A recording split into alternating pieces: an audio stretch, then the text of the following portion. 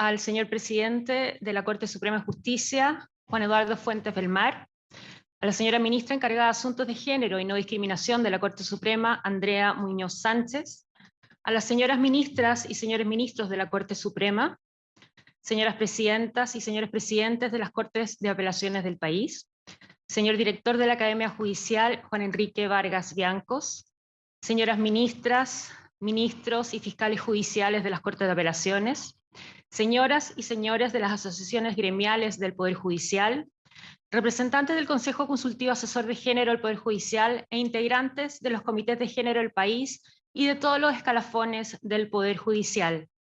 Señoras Elizabeth Odio Benítez y Yanira Zúñiga Añasco, señoras y señores participantes invitados.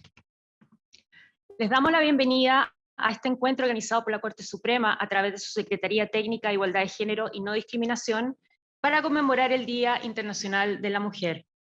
Actualmente en nuestro país se está escribiendo una nueva Constitución que dentro de sus propuestas considera transversalizar la paridad y perspectiva de género en su redacción.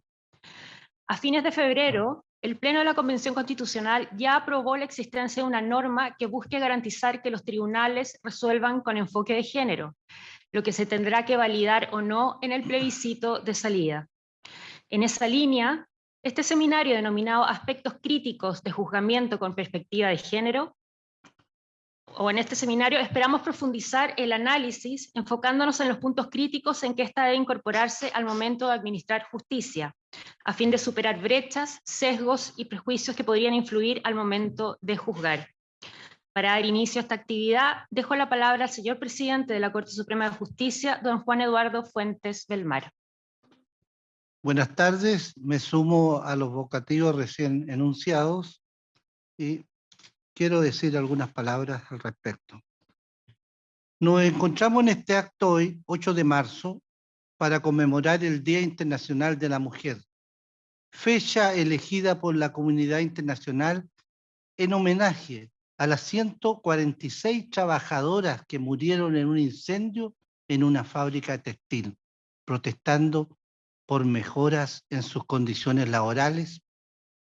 La finalidad de esta conmemoración es poner en primer plano los desafíos que las mujeres han enfrentado y las acciones que siguen realizando en todos los ámbitos para alcanzar el reconocimiento, garantía y protección de sus derechos que les permita desarrollar sus planes de vida en condiciones reales de igualdad y con plena autonomía.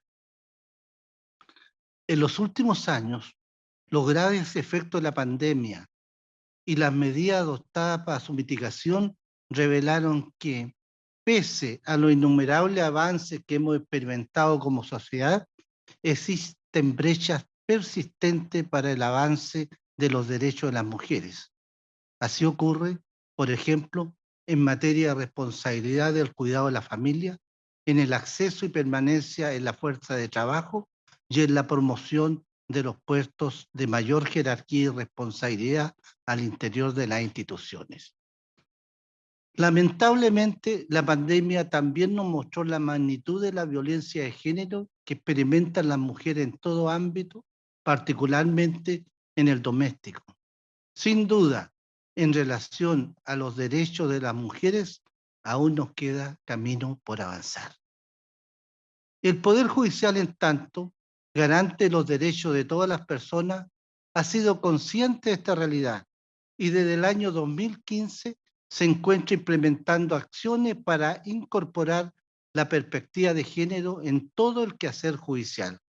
Así, en una primera etapa, el Pleno de la Corte Suprema encomendó la realización de un diagnóstico de género al interior del Poder Judicial, cuyos resultados dieron origen a un cambio cualitativo en todo nuestro desempeño institucional, dando inicio, por una parte, a la conformación de una institucionalidad de género para efectuar las transformaciones necesarias, y por otra, el diseño e implementación de la política de igualdad de género y no discriminación del Poder Judicial, que fue aprobada por el Pleno de la Corte Suprema el año 2018. El objetivo de ambas actuaciones incide en promover el respeto del principio de igualdad y no discriminación entre quienes se integran la institución y en la tarea de impartir justicia para asegurar el acceso efectivo de las mujeres a la misma y también de las personas o grupos de personas que se ven en una situación desventajada por cualquier pertenencia o condición.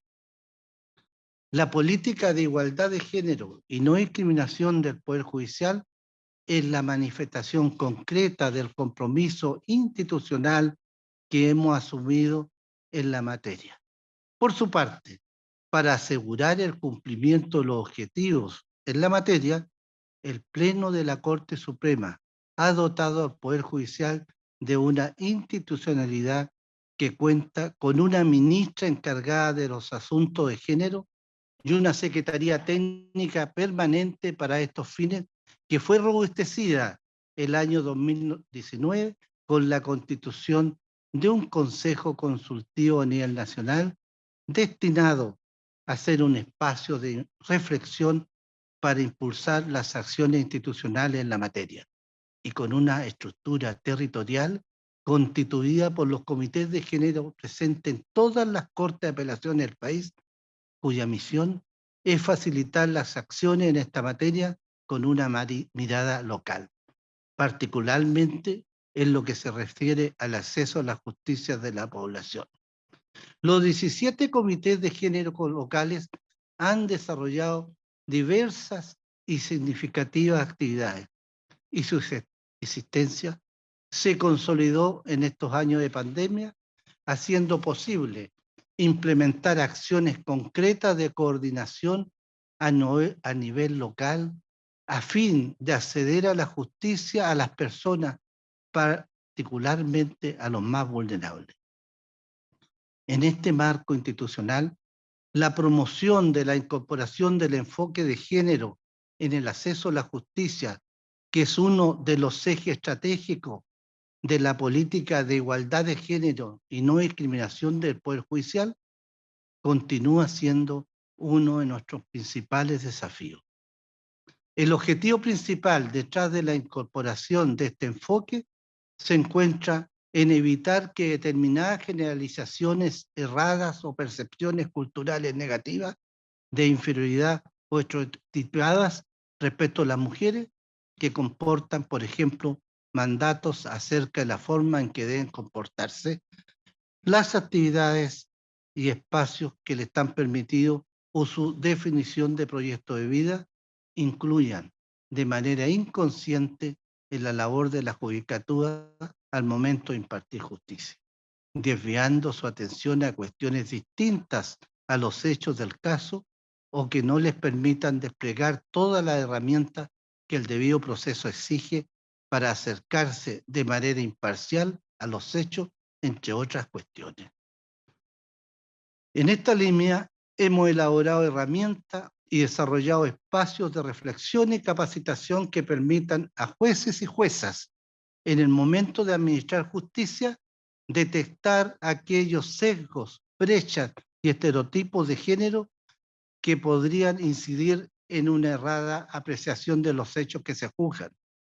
Así, el año 2018 se elaboró el cuaderno de buenas prácticas para incorporar la perspectiva de género en las sentencias, que contiene una matriz de análisis que sirve de guía a la judicatura para desarrollar los pasos necesarios que permitan incorporar la perspectiva de género al conocer un caso.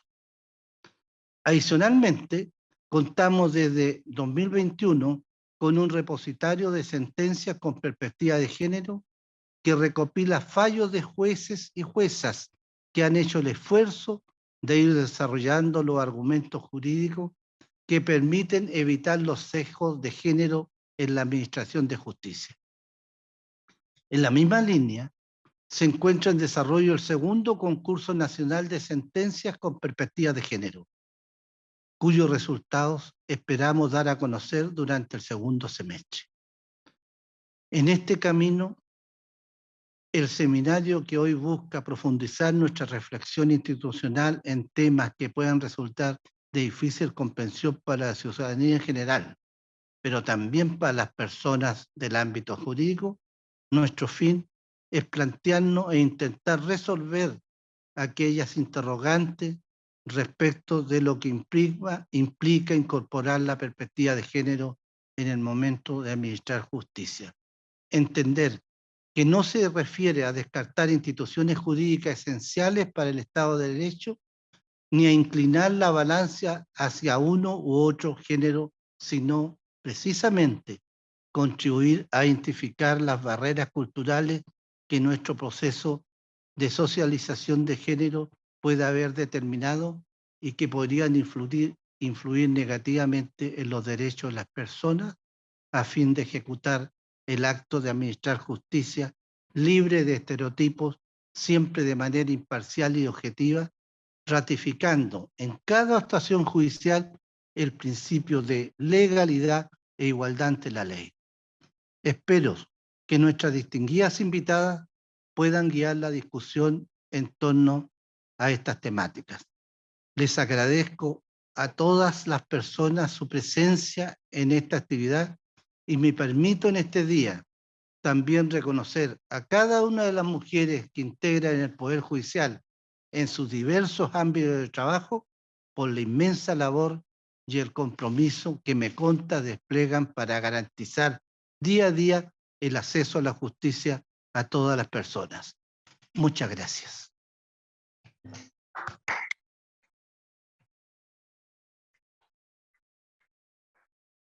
Agradecemos las palabras del presidente de la Corte Suprema, a quien aprovechamos de despedir y excusar, ya que debe cumplir con otras actividades propias de su agenda. Muchas gracias, presidente. Antes de comenzar con el seminario, los invito a ver un video alusivo al 8 de marzo.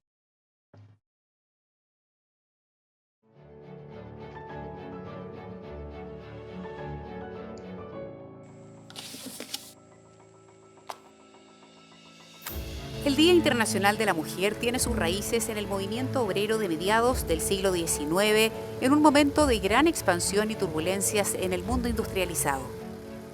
Aparece fines del siglo XIX lo que se llama el movimiento sufragista, que es un movimiento de mujeres que toma conciencia de que no tiene derechos ciudadanos, no tiene derecho a voto, y entonces se produce lo que se llama la lucha ya por las demandas civiles de las mujeres.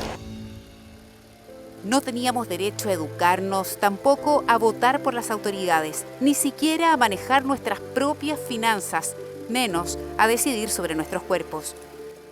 Lo que se pretende es una sociedad en la cual hay una transformación de las relaciones de desigualdad entre hombres y mujeres. Si algo define al feminismo es esa lucha.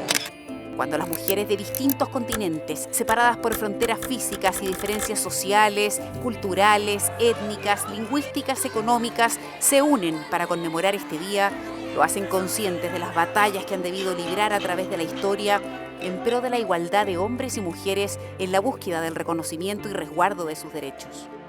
En el año 1893 es el ingreso de las mujeres al Poder Judicial.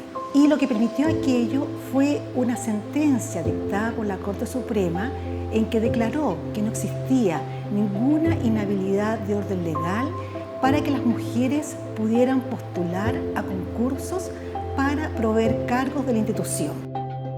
Nuestra lucha ha generado conciencia, nos ha permitido identificar los estereotipos y visibilizar ante la sociedad la importancia de erradicar las desigualdades entre hombres y mujeres.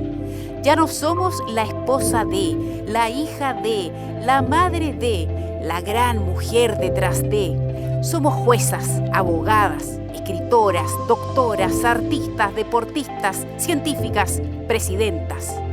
La dotación del Poder Judicial está representado por las mujeres en un 60%. Sin embargo, ese porcentaje no está reflejado en los cargos de mayor jerarquía. Cada batalla ganada es un triunfo que vale la pena recordar. Las desigualdades históricas y estructurales que han afectado a las mujeres por tanto tiempo están siendo visibilizadas como nunca antes en estos momentos, de manera que tenemos que aprovechar para empujar un avance cultural, que haya una educación no sexista y que logremos erradicar la más severa expresión de la violencia de género en las instituciones de trabajo, como es el acoso sexual. El Poder Judicial, a través de su política de igualdad de género y no discriminación, está progresivamente ejerciendo un rol transformador para erradicar la desigualdad por motivos de género en nuestra sociedad. El Pleno aprobó la creación de una Secretaría Técnica de Igualdad de Género y No Discriminación como una oficina de carácter estratégico encargada de implementar las acciones tendientes a la implementación de esta política. Existen muchos desafíos, debates que debemos afrontar como sociedad porque hoy es una obligación. En un mundo en que la violencia y la discriminación contra la mujer no ceja, conmemorar el Día Internacional de la Mujer constituye una instancia para reflexionar y potenciar nuestro compromiso y el de la sociedad en torno a la búsqueda de mecanismos de protección de los derechos de las mujeres con la finalidad de garantizar su efectivo acceso a la justicia. Hagamos que este año sea decisivo para las mujeres y las niñas en Chile y en todo el mundo.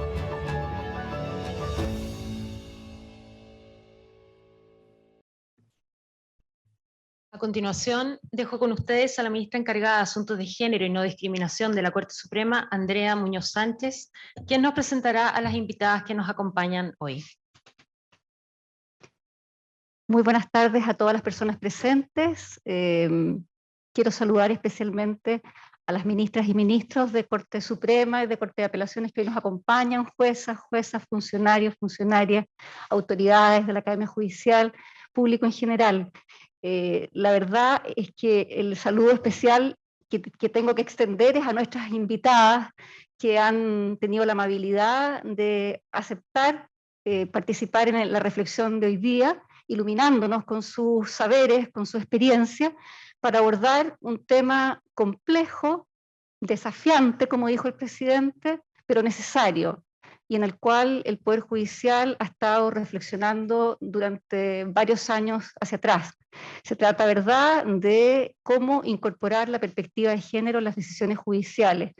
En el objetivo principal, ¿verdad?, es lograr el pleno respeto del principio de igualdad y no discriminación en el acceso a la justicia.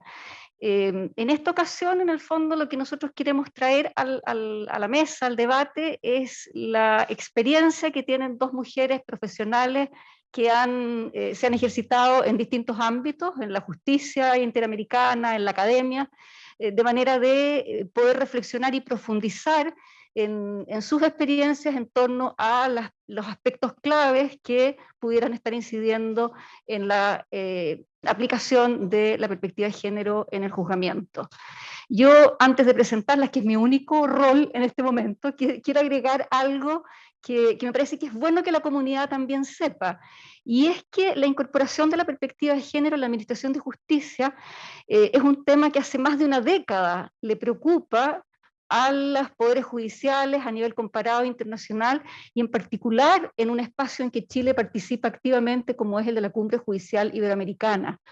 Eso llevó a que en el año 2014, cuando se celebró en Chile la edición 16ª de la Cumbre Judicial Iberoamericana, la Asamblea Plenaria aprobara la creación de una comisión permanente de género y acceso a la justicia, estableciendo en su declaración de Santiago, así se llamó, Declaración de Santiago, algo que les quiero leer, porque refleja la preocupación y el compromiso que hizo posible que esta instancia de cooperación internacional instalara una comisión en su seno.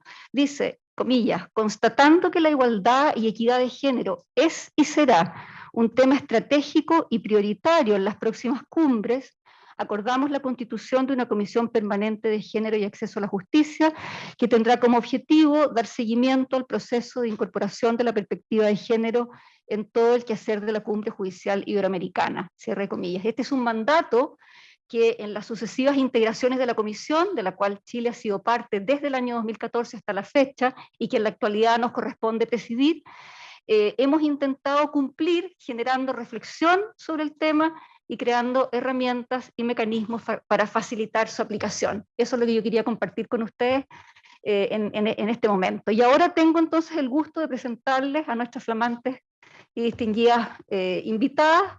La primera de ellas, doña Elizabeth Odio Benito, quien fue presidenta de la Corte Interamericana de Derechos Humanos entre el año 2020 y 2021 y jueza de ese mismo organismo entre 2015 y 2021.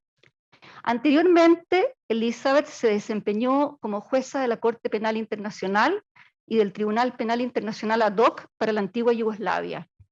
Ella ha sido ministra de Justicia, de Ambiente y Energía y vicepresidenta de la República de Costa Rica. Es profesora emérita de la Universidad de Costa Rica. Yanira Zúñiga Añasco, a su turno, es doctora en Derecho y profesora titular de la Facultad de Ciencias Jurídicas y Sociales de la Universidad Austral de Chile, donde dicta cursos de pregrado y posgrado sobre derechos humanos y sobre género. Ha publicado numerosos artículos y colaboraciones en libros colectivos. Ha participado en diversos proyectos de investigación, tanto en Chile como en el extranjero, y ha participado también como profesora invitada y como conferencista en América Latina y en Europa. Sus investigaciones utilizan la teoría feminista como enfoque crítico para el examen del fenómeno jurídico. Eso es lo que yo puedo decirles. Muchas gracias. Daniela, bien, puedes dar curso. Muchas gracias, ministra. Previo a la intervención de nuestra primera invitada, quisiera indicarle al público que las preguntas se deberán hacer por escrito a través de la sección de preguntas y respuestas de este webinar. Ahora sí dejo con ustedes a la señora Elizabeth Odio Benito. Magistrada. Muchísimas gracias, muy buenas tardes y un saludo, aunque sea a distancia, al señor presidente de la Corte Suprema que nos honró con la inauguración de este seminario. Un saludo también muy cálido a las ministras y ministros de la Corte Suprema de Justicia de Chile, a las juezas y los jueces y a todas las personas que forman parte de un poder judicial verdaderamente ejemplar en nuestro continente y a quienes nos acompañan en el seminario. Muchas gracias por haberme invitado.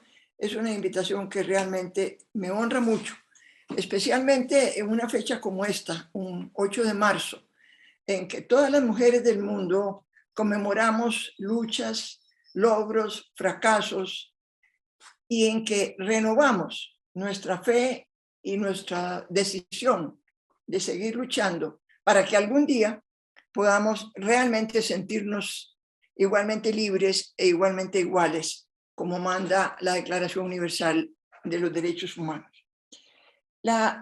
Precisamente es la Declaración Universal, en su artículo primero, la que fija el corazón mismo del jus cogens de los derechos humanos, del derecho internacional de los derechos humanos, cuando fija ese principio cardinal de la igualdad. Un principio cardinal que se ha visto afectado también desde el principio por la discriminación. La discriminación que precisamente atenta contra la igualdad y que ha impedido muchísimos tiempos. Fíjense que lo que ustedes han hecho en la Corte Suprema y lo que se ha hecho por los tribunales del mundo sobre paridad es muy reciente. Yo quería nada más precisar un detalle, que no confundamos paridad con igualdad. Paridad es un concepto numérico. Igualdad es un concepto sustantivo y es contra la igualdad que actúa la discriminación. Una discriminación que, como se ha dicho muchas veces, consiste en tratar distinto lo que es igual y en tratar igual lo que es distinto. Y eso es un tema muy, muy importante para nuestras reflexiones. Y pensando en la invitación que ustedes me habían hecho hoy y en la finalidad de este seminario, yo pensé que sería muy importante que comentáramos en esta conversación qué ha ocurrido en la Corte Interamericana de Derechos Humanos en estos años, desde 1979, en que se fundó la Corte, y de qué manera la Corte ha empezado, bastante recientemente diría yo, a aportar conceptos, ideas, jurisprudencia que tiene que servir de base para muchos de los trabajos que se hagan a niveles nacionales. Vean qué interesante, la Corte Interamericana de Derechos Humanos, esa corte que nace con la Convención Americana de Derechos Humanos y que está basada en la igualdad, comienza su funcionamiento en el año 79. Y no es sino hasta 1989, o sea, 10 años después, en que aparece la primera mujer magistrada de la Corte, la licenciada Sonia Picado de Costa Rica, en el año 1989. Y no es sino bastantes años después, en el año 2004, en que llega otra mujer a la Corte, la segunda mujer que llega a la Corte, que es la distinguidísima jurista chilena, la doctora Cecilia Medina Quiroga. La doctora Medina, que además en el 2008 es electa por primera vez una mujer como presidenta de la Corte. Vean por dónde vamos, por el 2008, desde el 1979, y recién entonces aparece una mujer presidenta. Y no es sino en los años 2007 y 2008 que dos mujeres más, Margaret Macaulay y Radis Abreu, de Jamaica y República Dominicana, respectivamente, llegan a la Corte. Allí entramos en otro receso de la aparición de las mujeres en la Corte. Hasta el año 2016, eran 4. Y cuando yo aparezco en el 2016, llegamos a ser 5. Y conmigo de nuevo se renueva la voluntad de las mujeres de seguir luchando por nuestros derechos a la igualdad. Y entonces en el 2020 me eligen la segunda presidenta de la Corte. Y en esta posición, a pesar de que tenemos que lidiar con la pandemia que nos obstaculizó el trabajo en la Corte, tuvimos que hacerlo de manera no presencial, sino por teletrabajo. Pero yo inicio una tarea en la que me acompañan muchas mujeres de la Corte, por ejemplo, la secretaria adjunta, pero también de todo el continente, en que luchamos porque al venir la próxima elección de magistradas y magistrados en la Corte, los gobiernos de nuestro continente propongan mujeres. Y entonces, en el 2022, logramos que por primera vez haya 3 mujeres magistradas electas al mismo tiempo. La magistrada Nancy Hernández de Costa Rica, la magistrada Verónica Gómez de la Argentina y de nuevo una chilena, la magistrada Patricia Vallejo. Estas 3 mujeres hoy día integran una Corte que está compuesta por 7, todavía no es la paridad, pero por lo menos nos acercamos a esa meta que nos habíamos propuesto. Es obvio en todas las labores de la Corte que hemos tenido que las mujeres que enfrentar los mismos problemas que el patriarcado y el machismo absolutamente ancestrales han significado en nuestra Corte Máxima de Derechos Humanos en el continente. Me parece que es muy importante que tomemos nota de en qué momento empieza a aparecer en la jurisprudencia de la Corte las violaciones perpetradas por motivos de género, como una reflexión que se establece, no disuelta en las violaciones generales, sino específicamente violaciones perpetradas por motivos de género. Y allí tenemos volver a hacer mención de esta ilustre jurista chilena que es la doctora Cecilia Medina. Imaginen ustedes que desde el año 79, y no es sino hasta el año 2006, en que por primera vez, con el trabajo de la doctora Medina, que en ese momento estaba sola como mujer en la Corte, que en la sentencia del penal Castro contra Perú, se reconoce que hay violaciones perpetradas por motivos de género contra mujeres. Y en esa sentencia, por primera vez, se incluyen las reflexiones sobre la Convención de Belén do Pará y se le fija a los estados las obligaciones de prevención y sanción que deben ejecutar cuando una sentencia los obliga a ello. Y esa sentencia del penal Castro es repetida en el 2009, 3 años más tarde, y también por el trabajo de Cecilia Medina, en Campo Algodonero y la masacre de 2 Sierras. Esta del Campo Algodonero es un hito en la historia de la jurisprudencia de la Corte, porque marca de qué manera debe examinarse en un caso que conoce una Corte, cómo deben examinarse las violaciones que sufren las mujeres de conformidad con los mandatos de la Convención de Belén do Pará. Y de qué manera las mujeres recibimos un impacto diferenciado a la hora de sufrir las violaciones de nuestros derechos. Y de qué manera los estereotipos y los prejuicios son los que han impregnado las investigaciones que los jueces deben realizar cuando se producen los delitos contra las mujeres. Es muy importante que en estas sentencias, tanto en Campo Algodonero como en la masacre de 2 Sierras, se introduce la violencia sexual por primera vez en la jurisprudencia de la Corte Interamericana de Derechos Humanos. Los jueces, las juezas, al trabajar los casos que llegan a la Corte, comienzan a asimilar lo que significa juzgar con perspectiva de género. ¿De qué manera los prejuicios y los estereotipos influyen en las decisiones que toman los juzgadores? Y allí yo quiero mencionarles 2 sentencias que son absolutamente cruciales en la jurisprudencia de la Corte. La primera es del año 1998 y es una sentencia en donde la Comisión de Derechos Humanos y la Corte de Derechos Humanos realizan una tarea deplorable.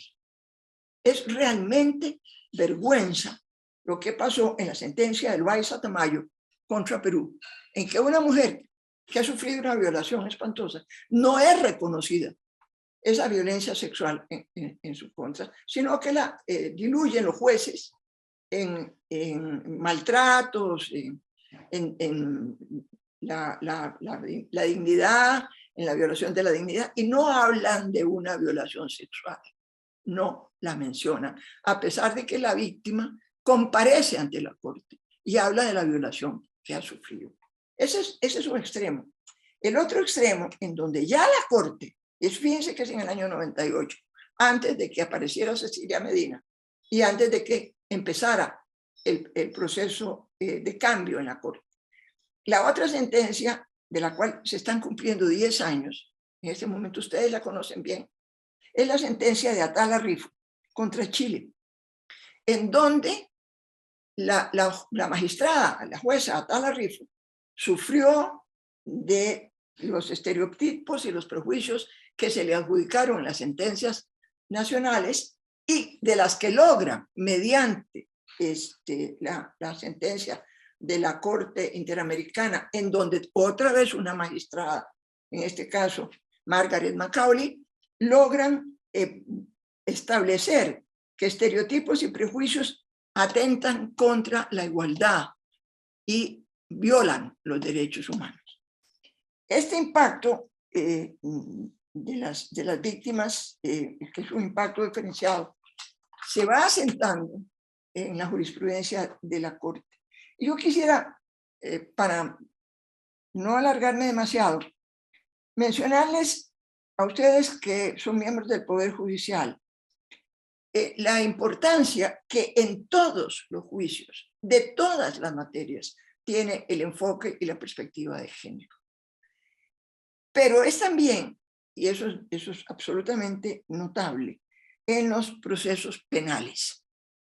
En los procesos penales, en donde las jurisprudencias nacionales nos reflejan cómo hay patrones predeterminados, hay prejuicios, hay estereotipos, y cómo jueces descalifican directa o indirectamente a la víctima y la dejan en la indefensión y la desigualdad procesal más absoluta, que es precisamente la razón más importante que impide que las mujeres tengan acceso, verdadero acceso a la justicia.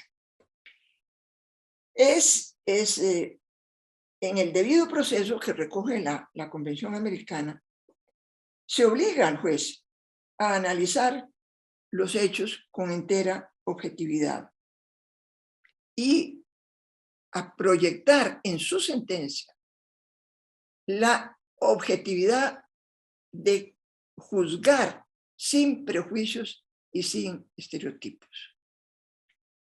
Les repito que eso es fundamental, porque es en las jurisdicciones penales a donde las mujeres vamos a acudir cuando sufrimos violencia sexual, cuando somos objeto de acoso sexual, cuando somos, en algunos países es también en la jurisdicción penal a donde llegan las mujeres que han sido víctimas de violencia doméstica. Y si en la jurisdicción penal los jueces no tienen muy claro qué es exactamente de lo que se trata, la perspectiva de género, allí se violenta nuestro derecho a la justicia, se violenta nuestro derecho al acceso a la justicia y algo muy importante también en estas materias nuestras, el derecho a la verdad. Nosotros tenemos derecho a que en los juzgados y en las sentencias se establezca la verdad de lo que nos ha ocurrido en nuestras vidas. Hablando de Loayza Tamayo, que a mí de verdad que todavía me da vergüenza mencionar esa sentencia del año 98, quería mencionarles que es precisamente ese año 98 en donde la jurisdicción penal internacional se inicia una nueva etapa también, cuando en el Tribunal para la Antigua Yugoslavia y en el Tribunal de Ruanda, las juezas mujeres logramos introducir el concepto de crimen de guerra, de la violación como un crimen de guerra y de la violación sexual como un elemento del genocidio. Somos mujeres, éramos 2 mujeres en la Antigua Yugoslavia y una mujer en el Tribunal de Ruanda, la jueza Pillay, y en el de Yugoslavia, la jueza McDonald y yo, quienes, con apoyo indudable de los colegas masculinos, logramos establecer una jurisprudencia que luego se recoge en el Estatuto de Roma, a partir del cual los crímenes de guerra y los crímenes de lesa humanidad tipifican la violencia sexual. Y sin embargo, ese mismo año, en el 98, la Corte Interamericana desconoce, hace caso omiso, ni siquiera investiga qué es lo que está ocurriendo en las Cortes Penales Internacionales y que tiene que ser registrado en la jurisprudencia de la Corte Interamericana, como se logra hacer años después.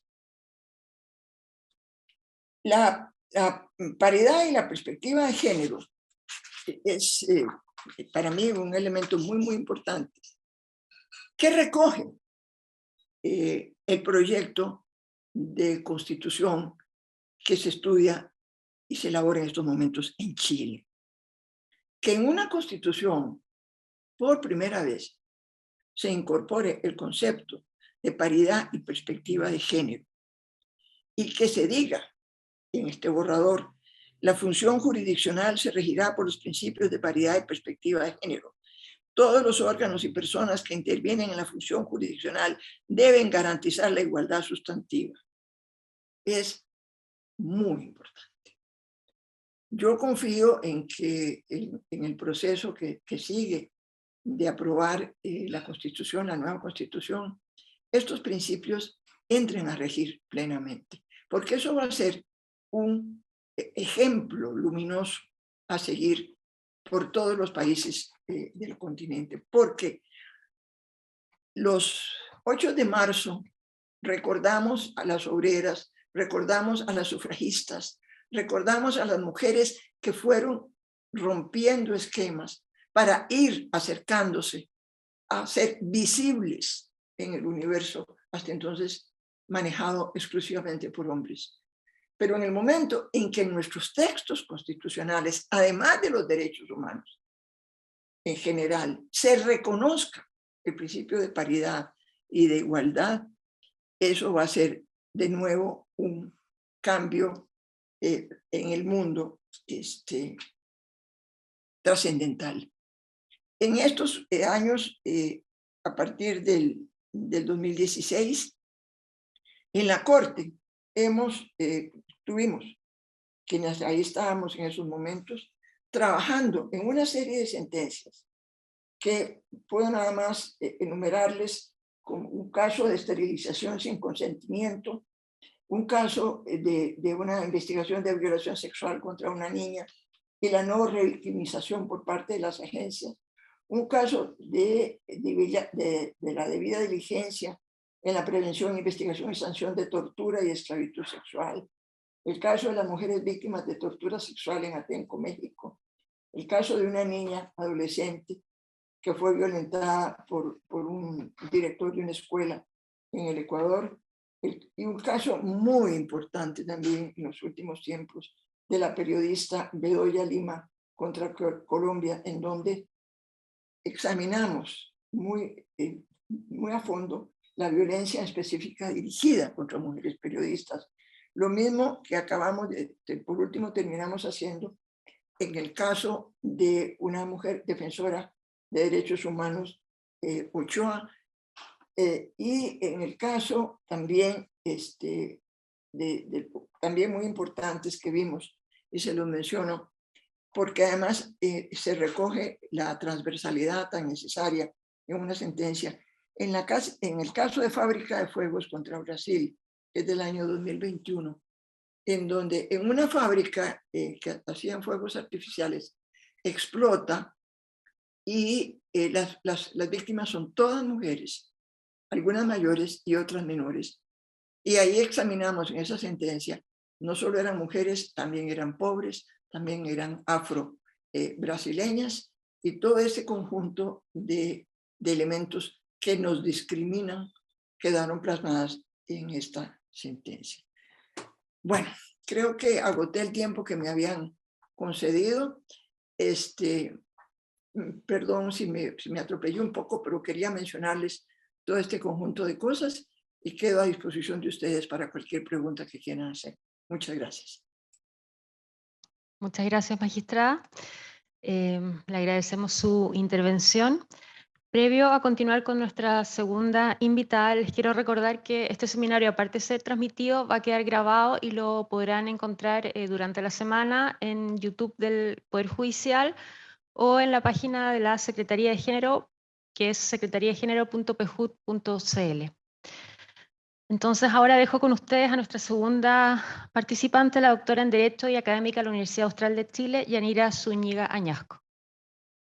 Bien, muchísimas gracias por la invitación. Saludo cordialmente a las autoridades del Poder Judicial, a las personas que, digamos, están interesadas simplemente en estos temas, muy particularmente a la ministra Andrea Muñoz, a quien admiro mucho en su trabajo y en el impulso que siempre le ha dado a estos temas en el plano de sus funciones dentro de la Corte Suprema, y muy especialmente también a la magistrada Odio, a quien no conozco, pero por supuesto he leído a través de su sentencia. Yo lo que quiero hacer en mi intervención es tratar de responder probablemente algunas dudas que se han suscitado a propósito, como se decía en la presentación de esta actividad de la aprobación preliminar en el Pleno de la Convención Constitucional, de una cláusula que establecería un mandato de aplicación del enfoque de género en la adjudicación judicial, independientemente de las competencias de los distintos tribunales, es decir, con carácter transversal, que como saben bien ha generado cierta polémica que yo creo que es más bien positiva en el sentido de que las discusiones sobre perspectiva de género en Chile y probablemente al interior de otros poderes judiciales en la región americana y en el mundo habían sido hasta ahora discusiones relativamente técnicas de nicho, y una de las ventajas de esta discusión en el plano de la Convención Constitucional es que lo ha transformado en una discusión o en un debate de carácter público, incorporando también a la ciudadanía e incorporando, yo diría, aspectos que son cruciales en la relación del Poder Judicial con la ciudadanía en general, con el resto de los poderes públicos, y en ese sentido a mí me parece que más allá de ciertos desacuerdos que puedo tener con algunas afirmaciones, esta discusión tiene más bien visos positivos. Entonces lo que quiero hacer, y para eso les voy a compartir una presentación, sobre todo para recordar algunas cuestiones relativas a algunos casos y que quizás puedan estar más familiarizados o familiarizadas con los casos, con las imágenes que con los nombres. Es ir despejando algunas cuestiones que creo yo que han incidido en la polémica, ¿no? que son objeciones que me parece que no son contundentes o que podrían ser incorrectas en su formulación, y me parece que una de las primeras cuestiones que pone de relieve esa polémica es que la expresión perspectiva de género podría ser una expresión todavía ambigua en nuestros sistemas jurídicos y en nuestras prácticas jurídicas, y esta ambigüedad yo diría que no es casual, porque efectivamente en la medida de que la expresión género se ha venido popularizando, al estar también en el plano de las movilizaciones de mujeres, las movilizaciones feministas en particular, ha producido o se ha producido con ella lo que suele ocurrir con las expresiones que se vuelven populares o se democratizan, que en algún sentido el precio de esa popularización es ganar algo de ambigüedad. Y entonces, claro, a veces utilizamos la expresión género como si fuera simplemente un sinónimo de sexo, y también la utilizamos muchas veces como si nos sirviera para nombrar a un grupo específico de la población que serían las mujeres, ¿no? Y yo diría que ambas formas de utilizar la expresión género no son las correctas o no son útiles para entender la perspectiva de género, porque la perspectiva de género proviene más bien de un lenguaje teórico que reenvía a la última definición que tienen en pantalla, que es la idea de género remitiendo al significado que las culturas otorgan a la diferencia de sexo, es decir, no nombra necesariamente a las mujeres, por mucho de que en términos convencionales termine sirviendo para poner de relieve casos que afectan en términos discriminatorios más a las mujeres que a los hombres, pero con esto quiero decir que es posible también utilizar perspectiva de género para abordar el problema de los roles masculinos, y esto queda bien puesto de relieve en la investigación social en la que las llamadas investigaciones sobre masculinidades están también bajo la égida de esta perspectiva de género. Digamos, si hay dudas sobre esta afirmación, luego la puedo aclarar. He rescatado una definición de una teórica e historiadora estadounidense, Joan Scott, que define, como tienen en pantalla, el género como un elemento constitutivo de las relaciones sociales basadas en las diferencias que distinguen los sexos, y el género sería entonces una forma primaria de relaciones significantes de poder. No parece una definición un tanto oscura, pero en realidad cuando ella la descompone en niveles que contribuyen a crear precisamente estos significados sociales de lo que implica ser mujer y hombres, que se traducen luego en estos roles, ¿no? En estas expectativas que tendrían las sociedades respecto de cómo debemos comportarnos y qué debemos hacer unas y otros, aparece mucho más concreta esa noción de género, ¿no? Entonces Scott dice, bueno, se constituye a través de creencias muy básicas que sirven para organizar a las sociedades, donde se encuentran, por ejemplo, los símbolos y los mitos.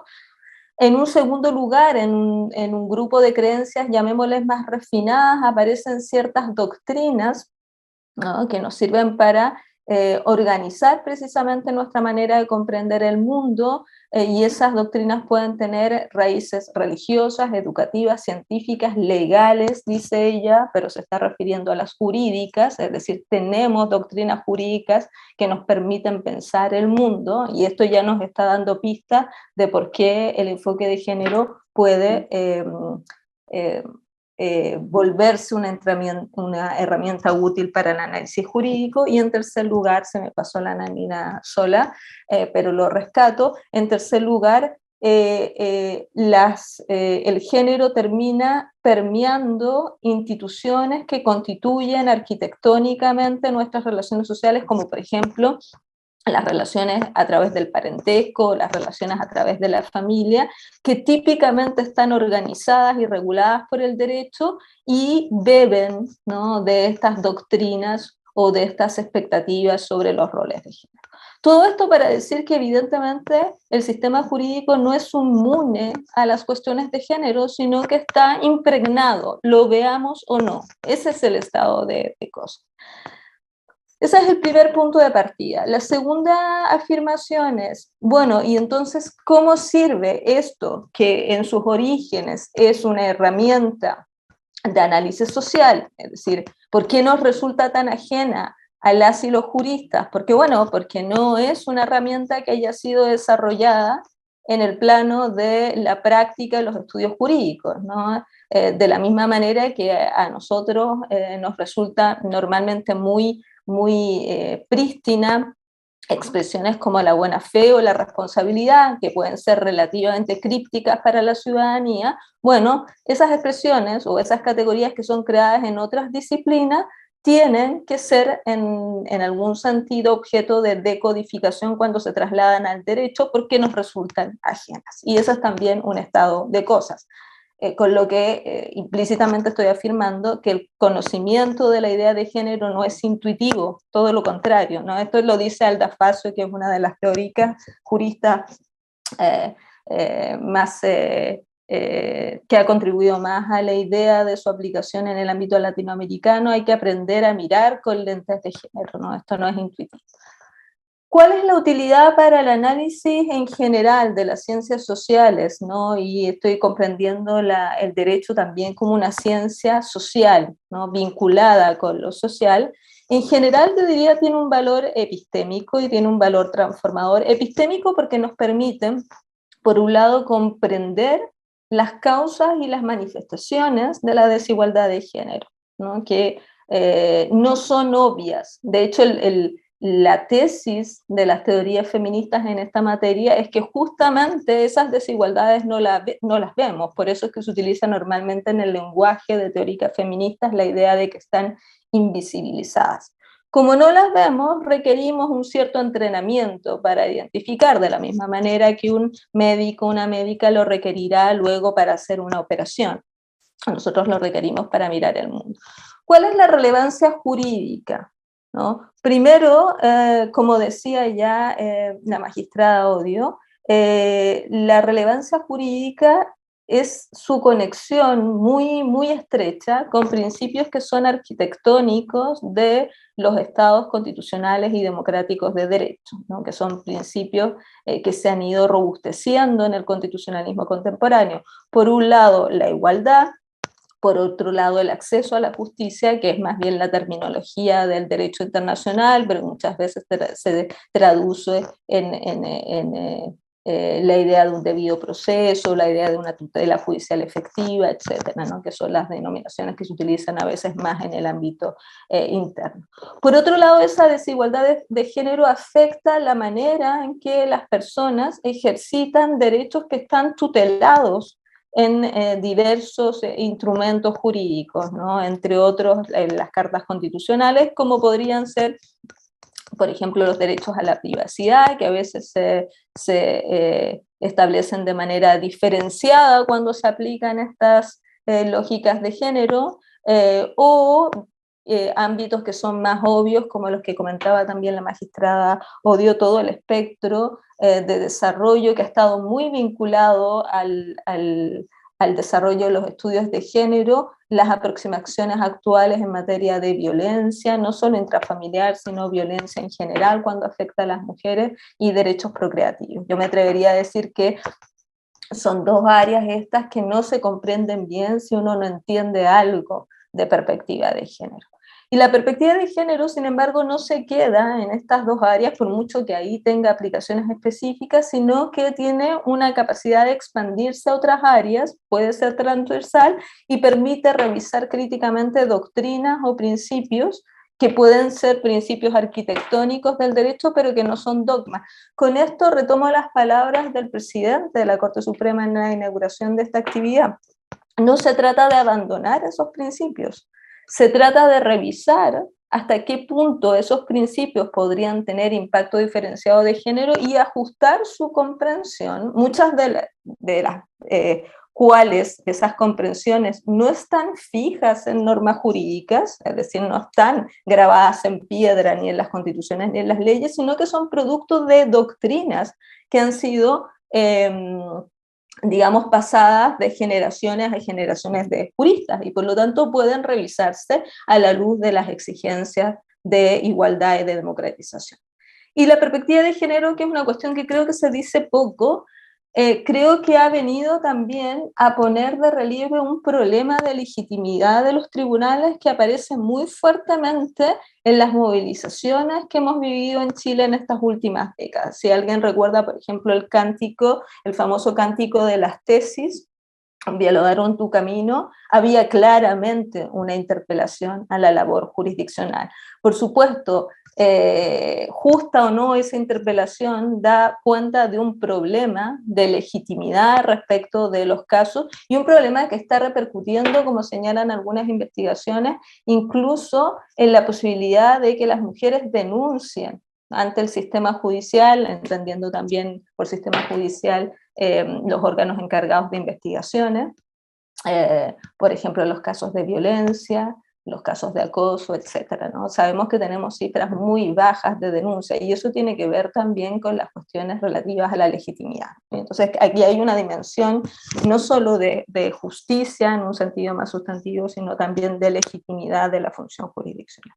¿Cuáles pueden ser las bases para la incorporación de esta perspectiva de género? Lo hemos visto, principios constitucionales se pueden extraer como obligaciones implícitas de principios de igualdad, principios de acceso a la justicia, de derechos fundamentales específicos. Se puede extraer como una obligación implícita del control de convencionalidad, por lo que señalaba también la magistrada, ¿no? Porque la Corte ha venido explorando, me refiero a la Corte Interamericana de Derechos Humanos, ha venido explorando en su jurisprudencia una aproximación en casos bien claros donde está desarrollando estándares en esta materia que pues, se podrían incorporar por esta vía, como mandatos jurídicos específicos para su uso, contenidos en leyes o como pretende la Convención Constitucional en una cláusula constitucional, o por instrucciones administrativas o internas, que es lo que están haciendo también, como mencionaba la ministra señora Andrea Muñoz, lo que están haciendo los poderes judiciales en la región americana hace ya bastante tiempo, promoviéndola a través de estas medidas que pudiéramos llamar que son medidas de soft law, ¿no? Para utilizar una expresión que permita dar cuenta de una cierta graduación en esta materia. Una de las cuestiones más relevantes, no la única, pero ya que el seminario se llama algo así como aspectos críticos, uno de los aspectos críticos del juzgamiento en perspectiva de género es precisamente la cuestión de los estereotipos. He traído a colación, lo recordaba también la magistrada Odio, el precedente más importante de la Corte Interamericana en esta materia, la primera definición que se otorga en la jurisprudencia sobre el concepto de estereotipo de género, que es aquella que aparece en el caso Campo Algodonero versus México, donde se define el estereotipo de género como una preconcepción de atributos o características poseídas o papeles que son o deberían ser ejecutados por hombres y mujeres respectivamente, muy parecida a la noción de roles de género. El problema con los estereotipos es precisamente, y esto es lo que intentan mostrar estas láminas que son en algún sentido de tiras cómicas, es que utilizamos como instrumento cognitivo, es decir, para conocer la realidad, las generalizaciones. Y los estereotipos son generalizaciones. El problema es que son generalizaciones que se vuelven falsas, ¿no? Y generalizaciones sobre todo rígidas. Pero al estar tan repetidas y al ser parte de nuestra formación y al impregnar algunas doctrinas jurídicas, no siempre alcanzamos a ver que cuando hacemos generalizaciones en nuestra vida diaria y cuando estas son utilizadas, por ejemplo, para motivar una sentencia o para apreciar una prueba en un determinado proceso, esas generalizaciones podrían ser constitutivas de estos estereotipos. La Corte Interamericana ha sido muy clara en esta materia, no solo en este caso, sino en el uso de estereotipos de otro tipo, que los estereotipos son contrarios al principio de igualdad, ¿no? Pero constatar la existencia de este mandato, de esta razón jurídica para tratar de evitarlos, no equivale a que sea fácil hacerlo, ¿no? Por eso vuelvo a mi observación inicial. Se requiere algún tipo de entrenamiento y se requiere, yo diría, tener una disposición a la crítica, ¿no? A poner en cuestión y a estar muy abierto a buscar información, ¿no? Información social, porque muchas veces nos sorprendemos en los casos jurídicos. Voy a pasar a la lámina siguiente. Estoy mostrando una serie de casos en que ha habido movilización social por el uso de estereotipos. No solo son casos chilenos, verán el caso de Nabila Rifo, un caso que a mí me tocó muy directamente porque era una estudiante de la Universidad Austral de Chile donde yo doy clases, que es el caso de Farah No Te Creo. Están las fotos de el caso de la llamada violación de la manada. Si ustedes se fijan algo en los carteles, se darán cuenta que esos carteles ponen de relieve o interpelan ciertas doctrinas jurídicas. Sin entrar en todo el detalle, porque yo no tengo mucho tiempo, creo que, por ejemplo, es muy importante que avancemos en una comprensión o en una lógica del consentimiento en materia de violencia sexual que sea compatible, es decir, que no asuma comportamientos estereotipados de las mujeres. Esto se puede traducir en varios ejercicios, ¿no? Entre otros, someter a problematización la idea muy común de que una mujer que no se resiste a un acceso sexual masculino, entonces está consintiendo. Si nos fijamos bien y tratamos de reconstruir nuestras doctrinas sobre el consentimiento, veremos que, a diferencia de lo que ocurre en el derecho privado, ¿no? Donde hay una doctrina sobre el consentimiento contractual, no tenemos una doctrina desarrollada sobre el consentimiento sexual. Y me parece que es urgente, para evitar el uso de estereotipos, reflexionar sobre, teniendo en cuenta, desde luego, la información que nos puedan proporcionar, sobre todo las ciencias sociales, sobre cómo en la práctica se comportan las mujeres, ¿no? en este tipo de casos. Un caso muy conocido también el de Ángela González, por el que España en el 2014 sufrió una condena, o más bien un informe contrario del comité de la CEDAW, un caso de una madre en el que, a pesar de que ella y su hija sufrían maltratos por parte de la expareja y padre de la niña, por razones también de roles de género, se le concedió al final el contacto a la niña, a pesar de que la madre había objetado el peligro que eso significaba.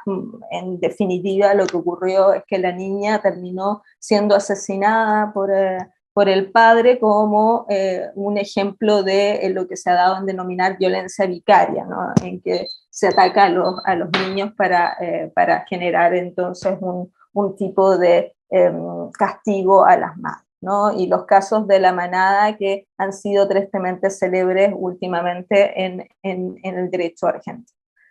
Muy rápido, porque ya estoy en el tiempo, quiero demostrarles solo, mostrando algunos casos que he ido rescatando. No me va a quedar tiempo luego para entrar en el detalle de por qué creo que son casos en que hubo una motivación y una apreciación de la prueba fundada en estereotipos. El único objetivo de mostrar estos casos es mostrar que la discusión tiene o está anclada en un problema. Efectivamente hay uso de estereotipos en el plano, yo no digo por supuesto que todos los tribunales, pero en la medida de que hay un problema es importante también tratar de resolver ese problema.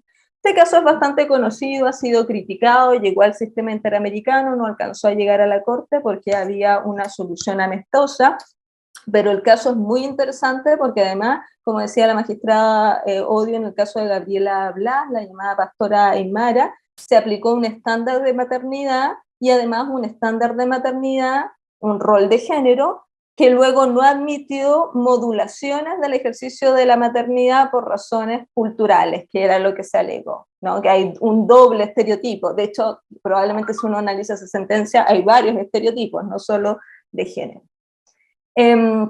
Sentencias más recientes del Tribunal Constitucional, ¿no? Una sentencia conocida a propósito del delito de sodomía. Esto es para ver la aplicación de la perspectiva de género también a los temas de diversidad sexual, y una sentencia más reciente a propósito de la inaplicabilidad de algunas reglas legales que tocan también a la cuestión de los roles en materia de parejas homoparentales.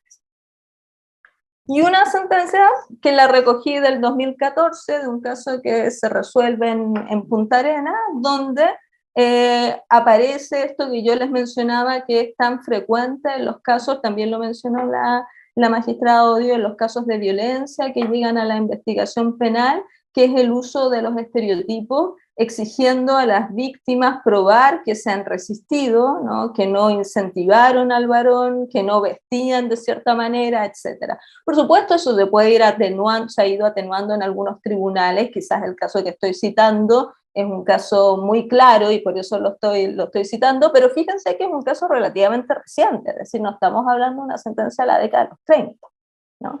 Y eso nos está hablando entonces de un cierto fenómeno. Dos cositas finales. Ya nombró el caso Atala, que es un precedente importante, no solo por roles de género en materia de diversidad sexual, sino también por el uso de la normatividad de la maternidad. Hay también una apreciación de la Corte Interamericana respecto de esta materia en el caso Atala. Y un último caso que, por supuesto, imagino yo que es menos conocido para el ambiente chileno, que es un caso muy reciente, el caso Manuela versus Salvador, un caso relativo a un aborto que se produce por razones obstétricas, ¿no? Un accidente obstétrico que fue tratado como un aborto criminal y que produjo una revictimización, además de la mujer, en distintos sentidos, ¿no? Es un caso bien trágico. Lo que me interesa de este caso es que la Corte Interamericana entró al problema que se estaba discutiendo aquí en Chile recientemente, que es cómo se concilia la imparcialidad, que por supuesto no está en duda, que es parte de la manera en que se organiza el Poder Judicial y la Administración de Justicia, y la adopción de una perspectiva de género.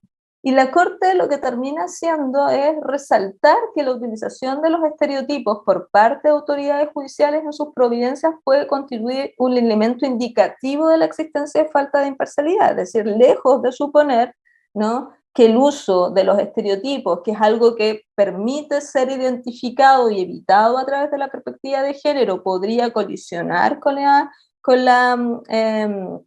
imparcialidad, lo que asume es todo lo contrario, que el uso precisamente de esos mecanismos permiten garantizar la imparcialidad. En esos casos, la que se vería afectada, y las garantías judiciales de las cuales forma parte, entonces, al utilizar en este caso estereotipos no solo en la motivación de la sentencia, sino también en todo el proceso de sustanciación del procedimiento penal.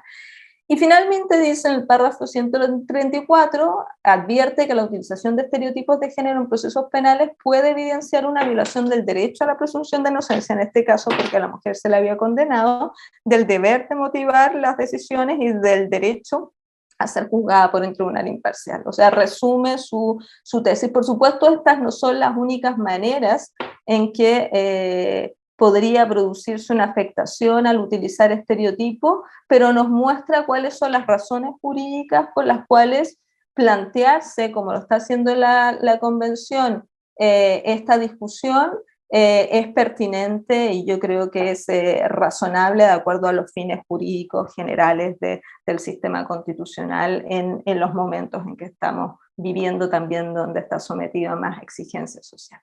Bien, yo me quedo aquí. Muchísimas gracias por su atención. Muchas gracias a Yanira Zúñiga por su presentación. Y ahora abrimos un espacio de unos 30 minutos para contestar las preguntas que ustedes han realizado. Este espacio será moderado por María Soledad Granado, Secretaria Técnica de Igualdad de Género y No Discriminación del Poder Judicial. Soledad. Muchas gracias. Agradezco mucho las presentaciones que hemos realizado. Invito al público a plantear más preguntas porque hay poquitas. Creo que tenemos que aprovechar este espacio con nuestras excelentes expositoras. Antes de dar un poco el paso a las preguntas y para darles tiempo que las planteen, me gustaría resumir algunas ideas centrales. De acuerdo a lo expresado por la magistrada Odio, me llamó mucho la atención este tema de que la paridad es un concepto numérico y la igualdad es un concepto sustantivo. Entonces, en esta lógica, la incorporación de la perspectiva de género persigue la igualdad sustantiva, eliminando los estereotipos y prejuicios de género que, como señaló, atentan contra la igualdad y violan los derechos humanos, en definitiva. Es una idea muy clara. Y también algo que señaló plasmado, digamos, en las decisiones posteriores más recientes de la Comisión y de la Corte, esta idea de que en todos los juicios y en todas las materias se tiene que incorporar la perspectiva de género, que también a veces se tiende a reducir al espacio de la violencia, en particular contra las mujeres, sin embargo tiene efecto en todos los ámbitos. Y en ese sentido, magistrada Odio, quería preguntarle, yo para empezar, si la Corte Interamericana de Derechos Humanos se planteó en alguna instancia otro tipo de casos que nos pudiera ejemplificar, donde se abordaron un poco situaciones que ya no fueran en violencia, sino que en otros tipos de materias jurídicas. ¿Me estás dando la palabra, María Soledad? Sí, por favor. Gracias. No, obviamente que la perspectiva de género y el principio de igualdad que se persigue debe ser aplicado en todas las materias, quedándonos en el ámbito jurídico. Pero pensemos en la educación, pensemos en cómo enseñamos a los niños y a las niñas a leer y a jugar, y cómo el principio de la perspectiva de género también debe aplicarse en la materia laboral, cuando hablamos de las diferencias salariales, cuando hablamos de la discriminación que se hace contra las mujeres para que accedan a cargos de dirección en los sindicatos, en las cooperativas, en todas las organizaciones sociales. El mismo, incluso un derecho, digamos, que podría parecer tan alejado de nuestras preocupaciones como el derecho civil, es obviamente en las obligaciones, en los contratos, donde también la paridad de género debe hacer que los jueces no juzguen con base en estereotipos. Es que los estereotipos, María Soledad, contra las mujeres y los prejuicios contra las mujeres se dan en todos los ámbitos sociales, en todos. Sí, por eso es que se construyó el género, que es una construcción social, para poder examinar todas las relaciones humanas desde esta perspectiva que además pone en evidencia las diferencias de poder. Porque no se nos olvide que aquí en el fondo estamos hablando de diferencias de poder. El patriarcado y el machismo hacen que los hombres sean quienes ejerzan el poder. Imaginémonos la necesidad de que exista una paridad, una igualdad en el ámbito político. Es decir, quienes acceden a los cargos en los congresos, quienes acceden a los cargos en los poderes ejecutivos. Todo esto, todo el ámbito social, María Soledad, todo el ámbito social nuestro está impregnado de la disparidad. Perdón, ¿sí? Muchas gracias. Perdón, me estabas preguntando por un caso en la Corte. Bueno, mira, en la Corte tenemos opiniones consultivas muy interesantes, muy interesantes, que tienen que ver con los derechos económicos, sociales y culturales. Tenemos en la Corte, es decir, en la Corte se han dictado sentencias que tienen que ver con derechos, como te decía, derechos laborales. Incluso hubo un caso de una maestra de religión chilena que fue, no se le permitió renovar su magistratura por su orientación sexual. Ella era una maestra de religión. Hay prácticamente todos los ámbitos en la Corte hoy día, en los penales, cómo se trata a los hombres, cómo se trata a las mujeres presos, los privados de libertad, a las niñas y a los niños, cómo se les reconocen sus derechos, cómo se les da la oportunidad de ejercer los derechos que le da la Convención Internacional. Es decir, en todos los ámbitos, no solamente en los de violencia o de violencia sexual. Ojalá fuera solo eso, pero en realidad es toda nuestra vida la que está teñida por esta perspectiva. Es decir, que al aplicar la perspectiva de género nos damos cuenta de las discriminaciones que se sufren en todos los ámbitos. Y de lo esencial que es conocer de qué se trata, digamos. Y en esa misma línea, vinculándolo un poco con lo que mencionó la profesora Zúñiga, ella dijo muy claramente que el enfoque de género no es intuitivo, no es una cuestión que jurídicamente uno esté muy acostumbrado a utilizar, sino que hay que acercarse a conocerla, hay que estudiar, hay que reflexionar. Y me aprovecho, después empiezo ahora hay muchas preguntas, así que me voy a poner bien activa en revisarlas, pero magistrada Odio, me aprovecho, porque usted inició su presentación hablando de las dificultades que experimentaron en la misma Corte Interamericana para visibilizar y abordar estos temas. Y ahí, aprovechando un poco de su experiencia, porque es algo que le puede suceder a muchas personas, hombres y mujeres, en los tribunales, ¿cuáles son las estrategias para explicarle a los colegas, a los juristas, a las otras personas que participan del proceso judicial en cualquier nivel, de que estos temas son importantes y cómo se visibilizan, cómo es que se logra finalmente por la Corte abordar estos temas y obtener estos fallos? María Soledad, ahí yo no sé cómo lo hizo Cecilia Medina, pero yo te puedo decir que a mí me costó más de una buena discusión, más de una, no que encontrara grandes dificultades, pero sí hay que usar mucho la formación que uno tiene, hay que conocer jurisprudencia, hay que saber qué ha pasado en tribunales en otros países, en los tribunales, en las cortes internacionales, toda la doctrina del feminismo que de los años 70 se comienza a elaborar, sobre todo en Estados Unidos y en Europa, todo lo que se explica en diferentes ámbitos sobre las diferencias que los estereotipos nos adjudican las mujeres. Es que esto de los estereotipos es ancestral. Es que yo siempre decía que desde la época de los cromañones se nos adjudica a las mujeres una serie de roles y de estereotipos que luego los recoge la cultura, quedémonos en la cultura occidental. Pero fijémonos lo que ha ocurrido siempre también y sigue ocurriendo. Yo no sé cómo es la situación en las universidades chilenas, pero en las universidades públicas de Costa Rica solo rectores hay, solo una rectora ha habido en la Universidad de Costa Rica y 2 rectoras en la Universidad Nacional. Es decir, en todos los ámbitos sufrimos una discriminación, sufrimos los estereotipos, sufrimos los prejuicios. Entonces, para convencer a los colegas, y obviamente, si ustedes se fijan en las sentencias últimas de la Corte, en la parte de reparaciones, se fija muchísimo la obligación de los estados de la capacitación. Se fija muchísimo la obligación mucho de lo que han hecho ya en Chile, de elaborar manuales, de elaborar documentos que eduquen, que capaciten personal administrativo, personal judicial, personal de ministerios públicos, de Poder Ejecutivo, a todos. Si es que hay que empezar a veces a explicarles el abecedario, ¿verdad? A todos y a todas, muchas veces también.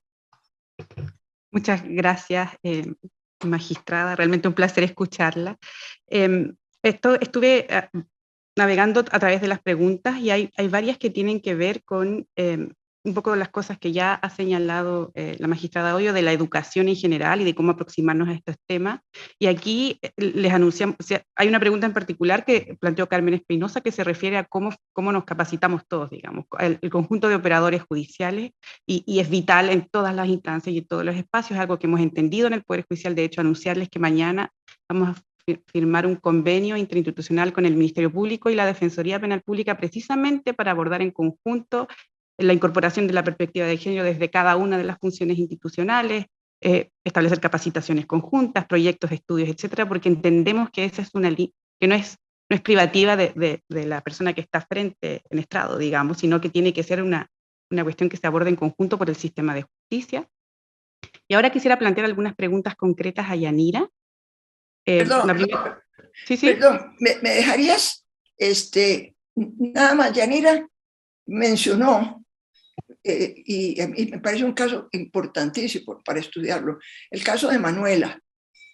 Manuela sufrió una emergencia obstétrica, en virtud de la cual se produce un aborto. A Manuela la condenan a 30 años de cárcel. A Manuela la esposan en un hospital. Manuela muere de un cáncer que tenía que nadie le trató.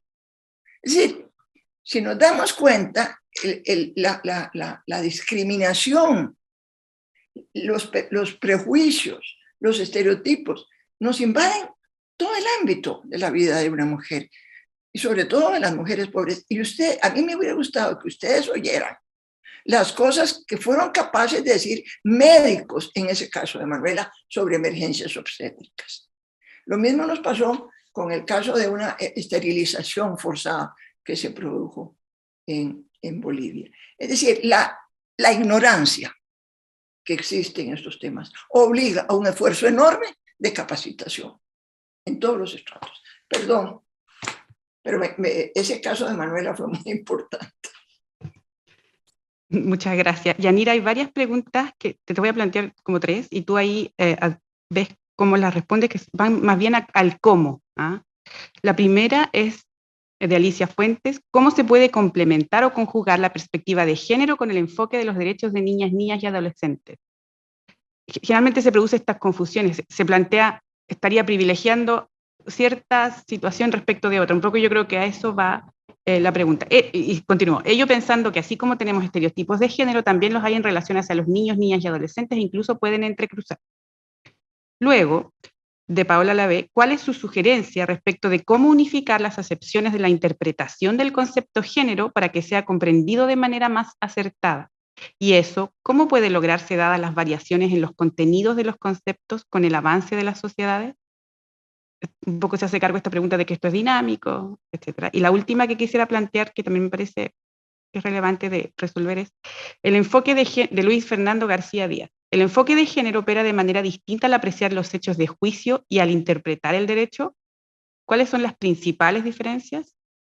Saludos cordiales. Con esas por ahora, y luego vemos si podemos hacer algunas más.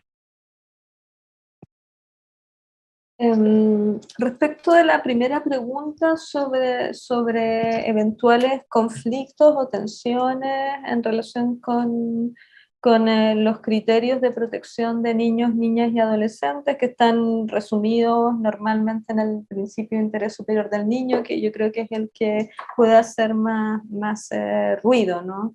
Porque se suele presentar en las discusiones jurídicas muchas veces como un principio que colisiona con intereses de los progenitores, cuidadores, dependiendo cómo se dé del conflicto, y muchas veces entrelazado, como se sugería en la pregunta, con comprensiones sobre la maternidad y sobre la paternidad, es decir, sobre roles de género, ¿no?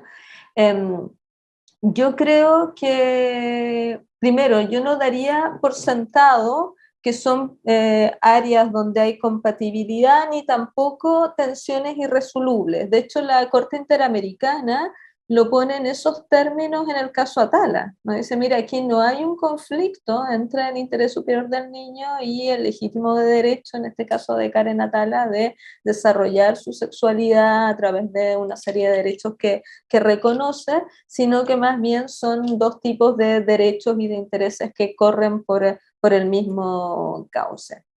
Pero sí hay ciertos casos en que se podría presentar conflictivo, hilando fino, para no utilizar un ejemplo de los que ya no haya citado en mi presentación. En el caso de la pastora Aymara, pareciera que está funcionando en el otro sentido, ¿no? Que la exigencia de maternidad, esto ha pasado mucho en otros países, que la exigencia de maternidad que se termina filtrando a través de estos principios que están, por supuesto, también en la órbita constitucional y derechos humanos, termina siendo una forma de reciclar algunas doctrinas antiguas y por esa vía reinsertarlas a la discusión jurídica.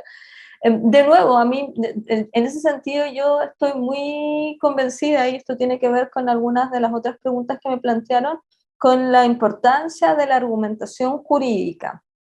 Creo que una de las mejores formas de evitar caer en estereotipos es tener argumentaciones que vayan detallando las premisas de argumentación y las consecuencias que se van obteniendo. Es decir, no dar por sentado cosas. Una manera en que se filtran muy fuertemente los estereotipos es en esas aseveraciones, en que hacemos generalizaciones y no justificamos la afirmación. Es que las madres deben cuidar, bueno, si yo me empiezo a preguntar por qué las madres deben cuidar así y tengo que aportar razones, probablemente voy a identificar con mayor facilidad la fragilidad de mi argumento y qué tanto ese argumento está contaminado por creencias, ¿no? Entonces, a mí me parece que esa es una manera, como muchas otras. Por supuesto, hay mucho auxilio de investigación social. Soy consciente de que eso supone aumentar ya el trabajo, que es un trabajo intenso de las y los magistrados, pero es una forma también, entre comillas, más científica de hacer el ejercicio, ¿no? Y empezar a preguntarse sobre cómo compatibilizar, y para esto buscar información. Por ejemplo, pensemos en toda la discusión que hubo y que sigue habiendo todavía en algún sentido en Chile, sobre si una pareja homosexual puede o no cuidar de la misma forma. Es decir, si el solo hecho de que una pareja homosexual ejerza funciones de cuidado implica una afectación del principio del interés superior del niño. Bueno, hace tiempo que la investigación social está diciendo que no, y lo está diciendo con datos, ¿no? Entonces bastaría con citar eso, trayendo a colación esa investigación, y algunos tribunales constitucionales lo han hecho en otros sitios. Entonces hay vías para hacerlo en la medida que uno tenga a disposición para, como dije, tener un sentido crítico en la manera en que razona y en la manera en que fundamenta. Paso a la última pregunta. Yo diría que no hay cualitativamente diferencias relevantes en la utilización de la perspectiva de género al momento de valorar los hechos de un juicio y al momento de construir la argumentación, porque como yo entiendo la perspectiva de género es un instrumento auxiliar que permite mirar esos hechos, como he venido reiterando, desde un enfoque crítico, someterlo a un rasero crítico y formularnos preguntas distintas, no dar por sentado. Y eso puede operar tanto en la valoración del hecho, es decir, cuando yo creo que tal hecho apunta a corroborar tal prueba apunta a corroborar un hecho, ¿en qué sentido esa prueba es apta? ¿No? ¿En qué sentido mi valoración o interpretación de ese hecho no está ya estereotipada? Quizás en lo que requiere una labor adicional, y para eso también hay investigación hoy día de teóricas y feministas que trabajan en distintas áreas. En la interpretación jurídica es el ejercicio de deconstrucción de algunas instituciones jurídicas, ¿no? Mostrando por qué algunas instituciones jurídicas que parecen muy neutras pueden estar contaminadas. Por ejemplo, toda la discusión que se ha dado respecto a los requisitos de la legítima defensa en materia de su aplicación, por ejemplo, a los casos de las mujeres que matan, es un buen ejemplo de cómo, adentrándose en nuevas maneras de mirar una institución jurídica a través de otras propuestas interpretativas, uno puede terminar purgando los estereotipos de esa institución. Pero en cualquiera de los dos casos supone siempre abrirse a nuevas fuentes de conocimiento, a tener una actitud reflexiva. En ese sentido digo que no veo una diferencia cualitativa en esos ejercicios llevados a estos dos planos. ¿Cómo evitar la ambigüedad de esta especie de proliferación de acepciones de género? Yo creo que esto es un problema no solo respecto de la noción de género, sino para otras cláusulas que pueden ser ambiguas, ¿no? Sobre todo cuando están en las constituciones, que normalmente no están definidas. Por definición, las cláusulas constitucionales suelen ser más vagas. Y en este caso en particular, como no tienen el respaldo, como señalaba en mi intervención, de una doctrina jurídica que ya se haya preocupado de estas cuestiones y por lo tanto nos resultan más ajenas, lo que aumenta la ambigüedad, yo diría que una muy buena estrategia que vienen desarrollando las distintas institucionalidades que hay en el ámbito latinoamericano que están promoviendo perspectiva de género en el plano de la función jurisdiccional, es el desarrollo de guías, manuales, documentos, lo que está haciendo, viene haciendo, como se recordaba en la introducción, hace mucho tiempo ya la Secretaría Técnica de Igualdad de Género y No Discriminación, que ha sido también un apoyo luego para la misma labor de académica, que nos hemos servido de los ejemplos del repositorio para ir construyendo investigación. Entonces yo creo que ahí hay un ejercicio que es un ejercicio de divulgación, pero al mismo tiempo un ejercicio de refinamiento y de bajada de conceptos que a veces se mantienen en las discusiones en un carácter abstracto.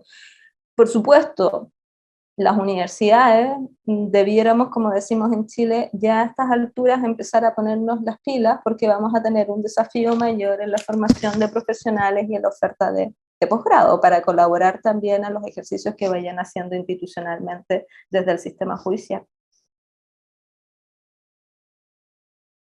Mira, ahora hay muchas preguntas, creo que las incentivé mucho, pero voy a hacer una más para cada una. Yanira, en relación a lo que acabas de responder a esto que dijiste, hay otras preguntas más, pero me gustaría que aclararas esto, porque hay otra pregunta que en el fondo tú acabas de responder, es ¿en qué mecanismos institucionales considera pertinente introducir para evitar que el mandato de fallar con perspectiva de género se constituya en un espacio de activismo judicial, donde los personales concepciones de cada juez o jueza sustituyan lo prescrito por la ley, vulnerando la imparcialidad que dicho mandato busca promover? En el fondo, complementar un poco la respuesta que tú acabas de dar de que hay estrategias y explicar si esto es o no activismo judicial o que se dejaría al arbitrio o a la personal concepción de cada persona que administre justicia si es que no se explica. Bueno, yo primero creo que es siempre sano abordar este problema desde una perspectiva normativa. Es decir, desde una perspectiva fáctica, la imparcialidad como absoluta incontaminación ideológica no es algo que nadie pueda satisfacer, incluidos jueces y jueces. Es decir, todas las personas tienen una posición del mundo. Es bien interesante el trabajo que ha hecho la relatoría de Naciones Unidas sobre los derechos precisamente de jueces y abogados, que ha tratado de compatibilizar las opciones ideológicas, ¿no?, que son opciones ciudadanas también de los jueces, con la necesaria imparcialidad, como le llamaría en el caso Manuela, que acabamos de citar, la Corte Interamericana, como la dimensión objetiva de la imparcialidad, ¿no?, que las partes se sientan confiadas en un juicio de que efectivamente la posición de quien va a resolver ese juicio no es una posición comprometida de entrada necesariamente y de manera irreflexiva con una de las partes en el juicio, ni tampoco con una ideología en particular que sea decisiva. Y yo creo que si despejamos eso, ¿no?, que es un ideal normativo, que la ambigüedad opera no solo en las cláusulas de género, sino en general en las cláusulas. En un mundo constitucionalizado, la ambigüedad y el culto a la ley es algo que va cediendo simplemente por la fuerza de los hechos, ¿no? Muchos de los tribunales que antes aplicaban únicamente ley, hoy día aplican cláusulas que son mucho más vagas, constitucionales, internacionales, por expreso mandato incluso de la propia ley, y donde hay un espacio a la interpretación. Ahora, eso no significa que ese espacio a la interpretación sea un terreno para la arbitrariedad, ni en estas materias ni en otras materias. Y de nuevo volvemos a la preocupación máxima de los estudios de argumentación, ¿no? Que cómo hacemos para que sean las razones las que se impongan. Y lo que ocurre aquí es que, contrariamente a lo que suele pensarse, hay muy buenas razones para utilizar en los casos perspectiva de género, y tiene un muy buen rendimiento, no solo a nivel de justicia, sino epistémico, como dije. Permite comprender de mejor manera los casos. O sea, esos puntos ciegos que muchas veces en una excesiva formalización del derecho se pierden de vista, adquieren otra luz bajo un nuevo conocimiento que no es un conocimiento parcial, ¿no?, sino es un conocimiento que no habíamos atendido hasta ahora. Entonces yo más bien invitaría a verlo como una herramienta. Por supuesto, en los procesos jurídicos hay todas las otras garantías de contradicción, de recursos que permiten someter a escrutinio las decisiones de los tribunales en las diversas etapas procesales, incluidas también la fundamentación de sus sentencias. Así que yo creo que el sistema tiene suficientes garantías como para evitar un derrape sistemático hacia la parcialidad. Muchas gracias, Yanira. En el resto de las preguntas que no voy a alcanzar a hacer, se hace mención a algunas iluminaciones, digamos, como tú has dicho, que ha entregado la perspectiva de género. El concepto de violencia obstétrica se menciona, por ejemplo, y hay otro sinnúmero de ¿Me dejas solo decir una cosita que no tengo una pregunta? No para decirlo ahora, pero para invitar a la persona que la formuló, vi una pregunta relativa a la idea del consentimiento y cómo trabajarlo un poco más. Yo tengo un texto escrito sobre los problemas que tiene la lógica del consentimiento con alguna bibliografía. Si me contacta, encantada, puedo digamos, facilitar bibliografía si hay ahí un interés más específico. Muchas gracias. Y para terminar, que ya lo mencionó la magistrada Elizabeth Odio, hay una reflexión que me gustaría incorporar y quizás usted podría también complementar, aunque ya lo planteó, pero se lo planteo, de Ana María Osorio, a propósito de la educación. ¿Cómo nos reeducamos las juezas y jueces para dejar de lado los estereotipos y resolver con perspectiva de género los asuntos sometidos a nuestra decisión? Observo con preocupación que la paridad para la mayoría es suficiente y para una buena parte de las mujeres casi una ofensa a la vez, quedándonos en el mito del mérito. Perdón, María Soledad, ¿me estás preguntando? Sí, quisiera como comentar ese comentario respecto a cómo nos reeducamos las juezas y jueces para dejar de lado de los estereotipos, etc. Mira, para mí el instrumento más importante de todo cambio estructural en una sociedad es la educación. Educar en la ética de los derechos humanos, de la igualdad, en dignidad y derechos de todos los seres humanos, desde el principio, desde las criaturas que van a los maternales hacia arriba, es fundamental. Incluir el estudio a fondo y serio de los derechos humanos en escuelas, en colegios y en las universidades. Yo creo que Yanira dijo algo muy, de todas las cosas importantes que ha dicho, dijo algo muy importante, y es que en las universidades hay que replantearse cómo están enseñando y qué se está enseñando, para que toda esta nueva cosmovisión no caiga como en una asignatura lateral. Sí, los derechos humanos no son una asignatura lateral, no deberían serlo en las facultades de educación y en las facultades de derecho. Deberían ser parte integrante de la metodología del estudio. Es la única manera. Sentarse y ya cuando estamos grandes y ya no podemos volver ni a la escuela, ni al colegio, ni a la universidad, hacerlo, por ejemplo, en los grupos de estudio, en las escuelas de capacitación judicial de los poderes judiciales deberían dedicarle una buena porción del tiempo a estas reflexiones colectivas para poder entender bien de lo que estamos hablando antes de mandar a las juezas y a los jueces a impartir justicia. Tienen que entenderlo antes, no hay otra. Muchas gracias, magistrada. Con esto terminamos las preguntas y en relación a esa última pregunta aprovecho de indicarles que las personas que integran el Poder Judicial en una plataforma online, que es la de estudios virtuales, tenemos 2 cursos de sensibilización de género y violencia de género para incorporarnos a estos temas. La Academia Judicial tiene una parrilla de cursos en que ofrece acercarse a estos conceptos. En el nuevo programa de perfeccionamiento vienen varios de distintas áreas, así que existen las herramientas, digamos, que ha desarrollado la propia institución para que podamos acercarnos a esta realidad. No obstante, también hemos discutido que esto tiene que empezar desde que uno comienza a formarse para enfrentarte a esta socialización de género en la que todos nos formamos. Así que muchas gracias. Lamento no haber podido tomar todas sus preguntas, pero creo que dimos alguna respuesta un poquito más global a algunas de ellas. Así que muchas gracias. Muchas gracias, María Soledad. Y con esto ponemos fin entonces a la actividad de esta tarde. Agradecemos el interés de cada uno y cada una de ustedes y por supuesto a nuestras panelistas que nos acompañaron. Hasta una próxima oportunidad. Muchas gracias y hasta luego.